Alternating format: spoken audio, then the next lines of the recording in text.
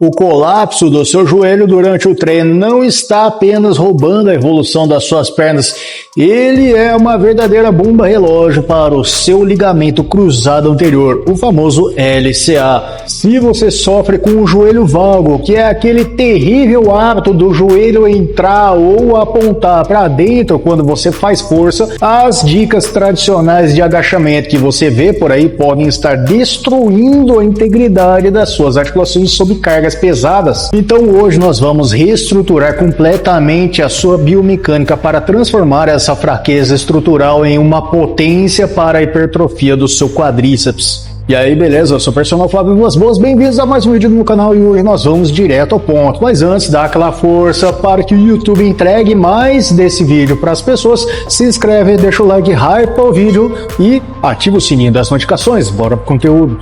Para começar nossa conversa, precisamos entender primeiro que nosso corpo funciona como um sistema de transmissão de força. Quando você está lá no leg press ou na barra guiada e o seu joelho cede para dentro na hora de subir, acontece o que a ciência chama de desperdício de energia bioenergética e mecânica. Então, em vez da força do seu quadríceps empurrar a carga para cima, parte dessa energia é dissipada para os lados. Estudos clássicos de biomecânica, como os publicados no Journal of Strength and Conditioning Research, provam que esse desalinhamento prejudica diretamente a conexão mente-músculo com o vasto lateral, que é aquela parte de fora da coxa que dá o aspecto de frente larga no fisiculturismo. Visualiza comigo agora. Quando o estresse em valgo acontece, ele cria uma pressão absurda desigual no seu menisco, esmagando a cartilagem lateral durante as séries de alta intensidade.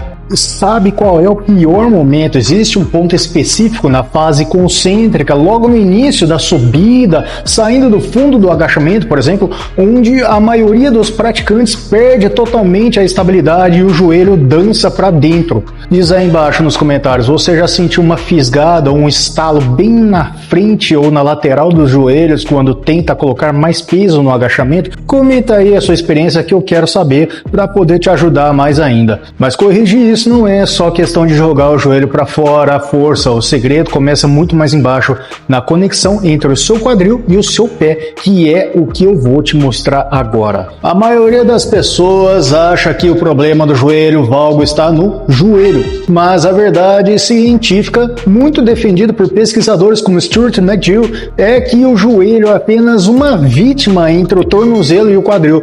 Se você tem uma flexão de tornozelo travado, o que chamamos de dorsiflexão limitada, o seu corpo, por anatomia, é obrigado a compensar jogando o pé e o joelho para dentro para conseguir descer profundo. Então, para resolver isso de forma definitiva na musculação, nós usamos a estratégia de ativação do glúteo médio. Esse músculo, que fica na parte lateral do seu quadril, funciona como um freio que não deixa o joelho colapsar. Então, você precisa ativar essa musculatura antes mesmo da barra sair do suporte. Então, como a gente faz isso? Usando a técnica do pé entre pé. Então, imagine que o seu pé tem 3 pontos de pressão principais: o calcanhar, a base do dedão e a base do dedinho. Durante todo o movimento, você precisa cravar esses 3 pontos no chão com a mesma força. Isso cria um arco plantar firme no seu pé, impedindo assim, mecanicamente, que a sua pisada desabe e leve o seu joelho junto para o buraco. Agora que você já matou a base perfeita com os pés e o quadril isolados, vamos colocar isso em prática no exercício mais sagrado da musculação, o agachamento livre. O agachamento com barra, cada centímetro importa. Se você tem um fêmur mais longo, se você é uma pessoa com uma estatura maior, por exemplo, uma base muito fechada vai fazer o seu joelho colapsar por pura falta de espaço físico. Por isso, a primeira mudança é ajustar a largura dos seus pés para acomodar o tamanho dos seus ossos, mantendo sempre uma leve rotação externa do quadril, ou seja,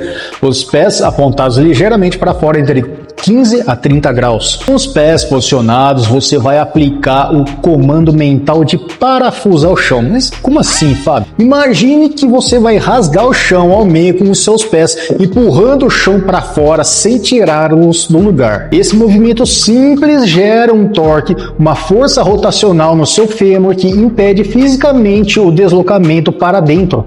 Outro erro crucial mapeado pela literatura de medicina esportiva é o uso do impulso elástico no fundo do agachamento. Aquela quicada rápida lá embaixo, ela anula a ação muscular e aciona o valgo reflexo. Ajuste a sua velocidade de descida, controle a fase excêntrica por 2 ou 3 segundos e quebre a inércia e suba com força total. Isso protege os ligamentos e garante que o treino de hipertrofia seja direcionado 100% para o músculo certo. Mas se o agachamento livre exige muita estabilidade, o leg press deveria ser mais fácil, certo? Errado. É lá que muita gente destrói os joelhos sem nem perceber. E eu vou te ensinar a blindar essa máquina agora.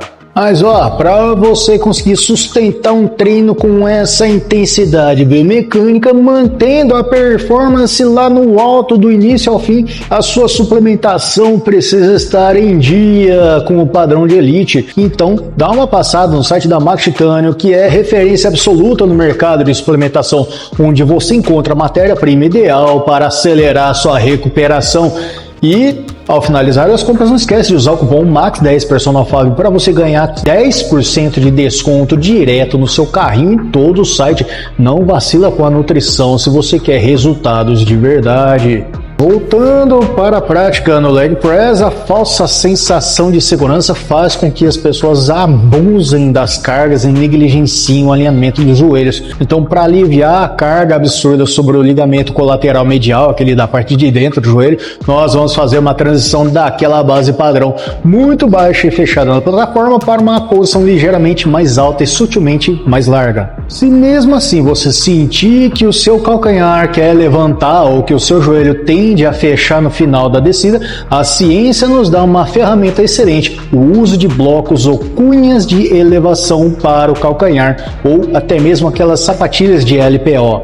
Estudos de tracking articular demonstram que elevar sutilmente o calcanhar reduz a exigência de mobilidade do tornozelo, permitindo que você ganhe amplitude profunda no leg press, mantendo o joelho perfeitamente alinhado. Mas atenção, você entendeu o que eu falei? Não é para ficar fazendo leg press igual bailarina na pontinha do pé.